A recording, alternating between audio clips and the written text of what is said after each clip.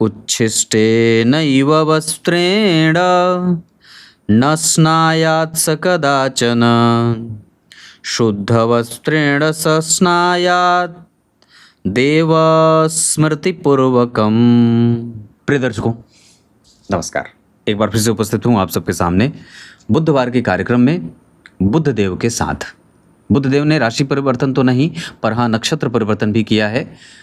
स्वाति नक्षत्र में उनका गोचर हुआ है, पर मैं उस विषय पे कार्यक्रम नहीं लाया हूँ।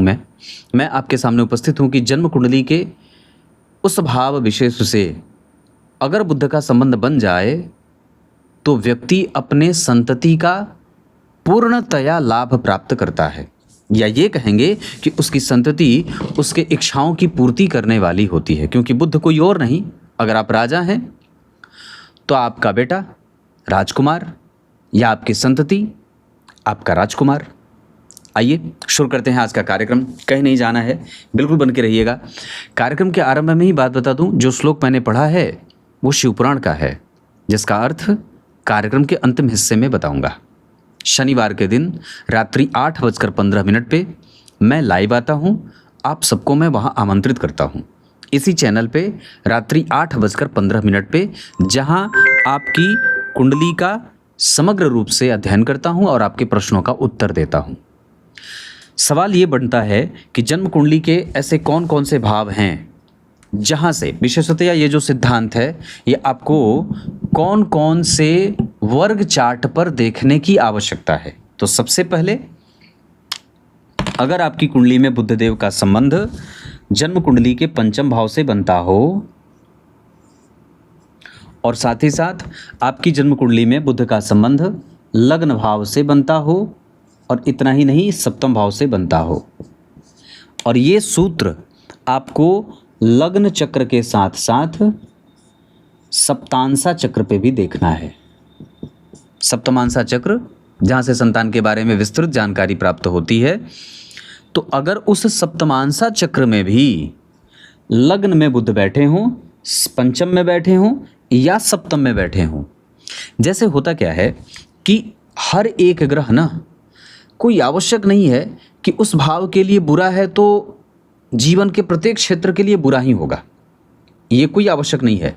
जैसे बुध सप्तम भाव में बलहीन हो जाते हैं, पंचम भाव में उनको विशेष बल की प्राप्ति नहीं होती, ये सिर्फ व्यक्ति को बुद्धिमान बनाते हैं। लेकिन पंचम भाव के बुध संतान के लिए अच्छे हो जाते हैं, सप्तम भाव के बुध संतान के लिए अच्छे हो जाते हैं। जैसे जन्म कुंडली के छठवें भाव के मंगल बहुत अच्छे होते हैं, बहुत अच्छे होते हैं, ये आपको शत्रु से बचा के रखते हैं।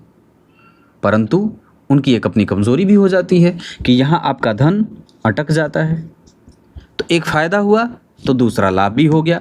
तो कहने का अर्थ है कि एक ही ग्रह उस भाव के लिए शुभ परिणाम भी देता है और वही ग्रह उसी भाव के लिए अशुभ संकेत भी देने लगता है। कोई भी ग्रह 100% पूरा अच्छा और 100% पूरा बुरा परिणाम नहीं देता। आप जरा किसी भी व्यक्ति के जीवन को उठा के देख लीजिए, उसमें जरूर उस दशा काल में अच्छाइयाँ हैं तो कुछ अशुभ और कुछ शुभ परिणाम दोनों ही मिले हैं। तो यहाँ सप्तमांशा चक्र में अगर बुधदेव इन भावों से संबंध बनाते हों जन्म कुंडली के लग्न, पंचम और षष्ठम भाव से, तो ये जातक के संतति को निश्चित रूप से लाभान्वित करते हैं या उससे संतति लाभान्वित होती है। परस्पर दोनों का प्रेम एक दूसरे के लिए जाहिर होता है और प्रकट होता है। इसमें एक पक्ष और भी है जिसको समझना होगा। अगर जन्म कुंडली में बुधदेव क्यों न यहाँ बैठ करके अस्त ही हो जाते हों, यहाँ अगर सूर्य के साथ बैठ गए और अस्त हो गए, यहाँ अगर मतलब सूर्य के साथ बैठ करके अगर अस्त भी हो जाएंगे तो भी ये लगभग परिणाम करते रहेंगे, तो भी ये इनका जो परिणाम है वो आपको मिलता रहेगा। हाँ, ये बात अब आपको जरूर समझनी चाहिए कि आपकी कुंडली, अब इसको मैं 2 मिनट के लिए मिटाता हूँ, और पिता और पुत्र के बारे में या पिता और माता के बारे में एक पक्ष और भी है जो संतान से आपको जोड़ के रखती है। लग्न कुंडली में पिता की कुंडली चाहे जिस अंक से बनी हो, 1 2 3 4 5 6 7 8 9 10 11 और 12। मान लीजिए ये पिता की कुंडली है और जब पुत्र की कुंडली देखी गई तो उसकी कुंडली में जो लग्न में बन रही राशि थी वो अष्टम भाव की राशि हो गई, छठवें भाव की राशि हो गई, एकादशवें भाव की राशि हो गई या 12वें भाव की राशि हो गई। अब ये पुत्र की कुंडली के लग्न में अगर पिता की कुंडली में बनी राशि, पिता की कुंडली थी, छठवें भाव की राशि बन गई, 8वें भाव की राशि बन गई या 12वें और एकादशवें भाव की राशि पुत्र की कुंडली के लग्न में बन रही है तो निश्चित रूप से पिता और पुत्र के बीच में वक्त बेवक्त मतभेद रहता है। हमें इस बात का ध्यान रखना चाहिए कि आपके संबंध आपके बेटे के साथ कैसे होने चाहिए। एक सूत्र मैंने और भी इस पे बताया था कि जन्म कुंडली के 10वें स्थान में बन रही राशि इस बात का निर्धारण करती है कि आपके संबंध आपके पिता और पुत्र के बीच में कैसे होने चाहिए। अगर 10वें स्थान में 2, 4, 6, 8, 10, 12 इतनी राशियां बनी हो तो पिता और पुत्र के बीच का संबंध लगभग अच्छा होता है। मतलब किसी भी लग्न की कुंडली के लिए अगर यहाँ पे इतनी सारी राशियां बनी हो तो इसमें से कोई एक बना हो तो मतलब सम संख्या की राशि। वहीं पे अगर पिता की कुंडली में विषम संख्या की राशि बनी हो 1, 3, 5, 7, 9, 11 इतनी राशियां बनी हो तो पिता और पुत्र के बीच के संबंधों को परिभाषित करने की आवश्यकता है। अब उसमें भी अब ये तो कैटेगराइजेशन आपने कर लिया, अब आपको और भी चीज़ें देखनी होंगी क्योंकि पिता और पुत्र का संबंध बड़ा आवश्यक है जानना। अगर यहाँ पे 1, 8, 11, 10 अगर इतनी राशियां बनी हो 5 भी तो पिता को अपने पुत्र के ऊपर बहुत ज़्यादा अनुशासन नहीं लादना चाहिए और उसे समझने की कोशिश करनी चाहिए। साथ ही साथ अगर जन्म कुंडली के 10वें स्थान पे 2, 4, 6, 9 और 12 ये राशियां बनी हो तो पिता और पुत्र का संबंध बड़ा अच्छा होता है या दोनों एक दूसरे को समझते हैं। हालांकि हमारा जो भारतीय समाज है ये पिता के सामने पुत्र को थोड़ा ऐसा बना देता है। बहुत कम ही ऐसे मामले, मैंने भी कुंडली देखी बहुत सारी, उसमें बहुत बार मुझे ये सुनने को मिला कि व्यक्ति में पुत्र का जो संबंध है वो पिता के साथ थोड़े ऐसे होते हैं लेकिन बेटियां पिता को ज़्यादा प्रिय होती हैं। तो ये संबंध मैंने भी देखा है और लोग अक्सर मुझसे ये बात कहते भी हैं। हाँ, अगर पिता और पुत्र का संबंध दोस्ताना है, मित्रवत है तो बहुत अच्छी बात है।